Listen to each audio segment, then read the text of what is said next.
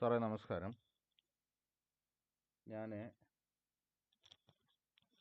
നമ്മൾ സാറ് പറഞ്ഞിരിക്കുന്ന ആ വോയിസ് മെസ്സേജിനനുസരിച്ച് ഞാനൊന്ന് ഡിസൈൻ ചെയ്തിട്ടുണ്ട്. അത് ജസ്റ്റ് ഒന്ന് എക്സ്പ്ലെയിൻ ചെയ്യാം.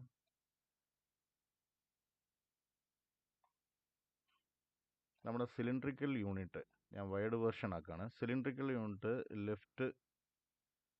ലെഫ്റ്റ് കോർണർ ഇതാണ് ഏറ്റവും മിനിമം വലിപ്പമുള്ള സിലിണ്ടർ വെക്കാവുന്ന യൂണിറ്റ് 600. ഇതിൻ്റെ ഡോറ്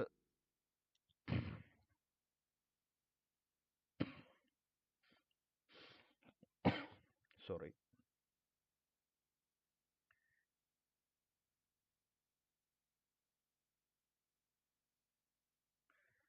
ഇതിൻ്റെ ഡോറ് നമുക്ക് ഹിഞ്ചസ് വരുന്ന ലെഫ്റ്റ് ഓറിയൻറ്റഡ് ആണ് ഹിഞ്ചസ്.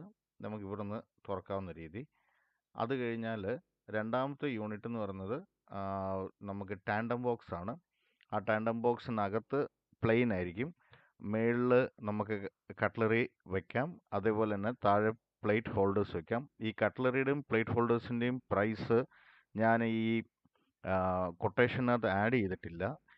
കാരണം ഇത് സെപ്പറേറ്റ് ആയിട്ട് ഈ പറഞ്ഞ പോലെ ഓർഡർ ചെയ്ത് കമ്പനിയിൽ നിന്ന് വരുത്തുന്നത്. അത് എത്രയാണ് എമൗണ്ട് എന്നുള്ളത് ചോദിച്ചിട്ട് കറക്റ്റ് പറയാം.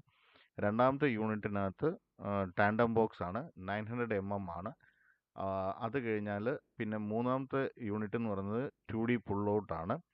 അഞ്ചാമത്തെ യൂണിറ്റ് എന്ന് പറയുന്നത് സിങ്കിൻ്റെ യൂണിറ്റാണ്. സിങ്കിൻ്റെ 1000 mm യൂണിറ്റാണ്. അപ്പം ഞാനൊരു റഫായിട്ട് ഇത് തമ്മിൽ, അതായത് ഞാൻ ഇവിടെ 90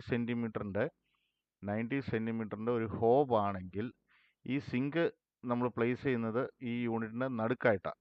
അപ്പം ഇത് കുറച്ച് വലിപ്പമുള്ളതാണെങ്കിൽ കുറച്ച് അങ്ങോട്ട് മാറി. എന്താണേലും നമുക്ക് ഈ രണ്ടും തമ്മിലുള്ളത് 2 അടിക്ക് അടുത്ത് വ്യത്യാസമുണ്ട്. 650 mm വ്യത്യാസമുണ്ട്. ഇത് 90 സെൻറ്റിമീറ്റർ ഉപയോഗിക്കുന്നെങ്കിൽ. ഇപ്പം സാറ് 3 ബർണർ ഗ്യാസ് സ്റ്റവ് ഉപയോഗിക്കുന്നെങ്കിൽ 75 സെൻറ്റിമീറ്ററേ ഉള്ളൂ ഗ്യാസ് സ്റ്റവിൻ്റെ വലിപ്പം.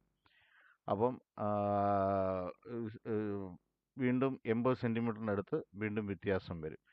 ഞാനത് ജസ്റ്റ് ഒന്ന് മെൻഷൻ ചെയ്തതേ ഉള്ളൂ. അത് കഴിഞ്ഞാൽ പിന്നെ 7 corner unit, normal corner unit.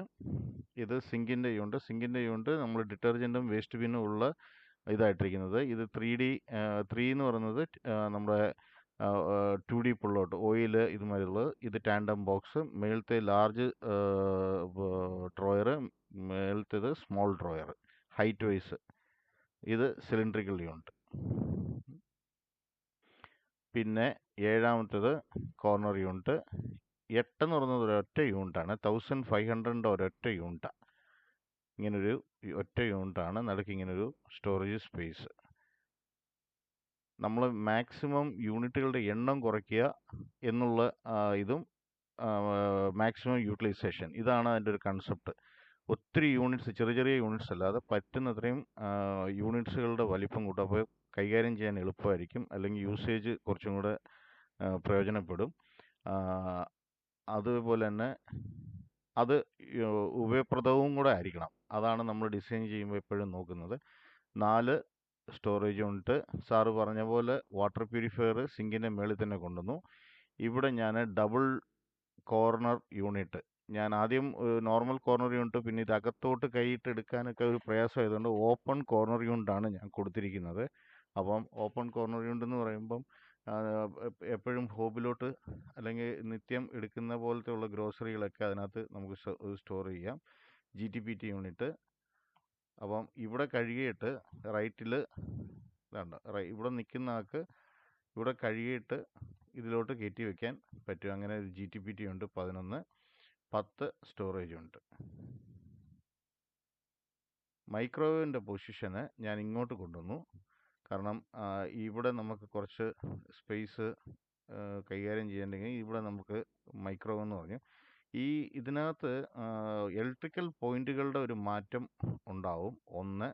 പിന്നെ അതേപോലെ തന്നെ ഇത് മേളിൽ സ്ലാബ് വരുന്ന കാരണമേ നമുക്ക് താത്ത് പിടിപ്പിക്കാതെ മാക്സിമം മേളിലോട്ട് കയറ്റി പിടിപ്പിക്കാൻ ഇതിൻ്റെ പുറകിലൊരു ഹോള് കമ്പനി ഇരുന്ന് ചെയ്യിപ്പിച്ച് കിട്ടണം. അപ്പോൾ ഇങ്ങനെ 2 കാര്യങ്ങൾ ഉണ്ട്. ഒന്ന് ഇലക്ട്രിക്കൽ പോയിന്റുകളുടെ ഒരു വ്യത്യാസവും, 2 നമ്മുടെ യൂണിറ്റിൻ്റെ ഇതൊരു ഹുക്ക് പോലെയാണ് വരുന്നത്. ഹുക്ക് പോലെ അല്ലാതെ പുറകിൽ ഹോള് വന്നിട്ട് നേരിട്ട് ആങ്കർ ബോൾട്ട് അതിലൂടെ വെക്കുക എന്നുള്ളൊരു രീതിയാണ് ഉദ്ദേശിക്കുന്നത്. പിന്നെ നമുക്ക് ചിമ്മിനിയുടെ പൊസിഷനും ഇതേപോലെ തന്നെ മാക്സിമം ലെഫ്റ്റിലോട്ട് കൊണ്ടുവന്നിട്ടുണ്ട്. ഈ യൂണിറ്റിൻ്റെ പാരലായിട്ടായിരിക്കും ഇത് നിൽക്കുന്നത്, അല്ലെങ്കിൽ ഇതും ഇതും പെർപെൻഡിക്കുലർ ആയിട്ടായിരിക്കും നിൽക്കുന്നത്.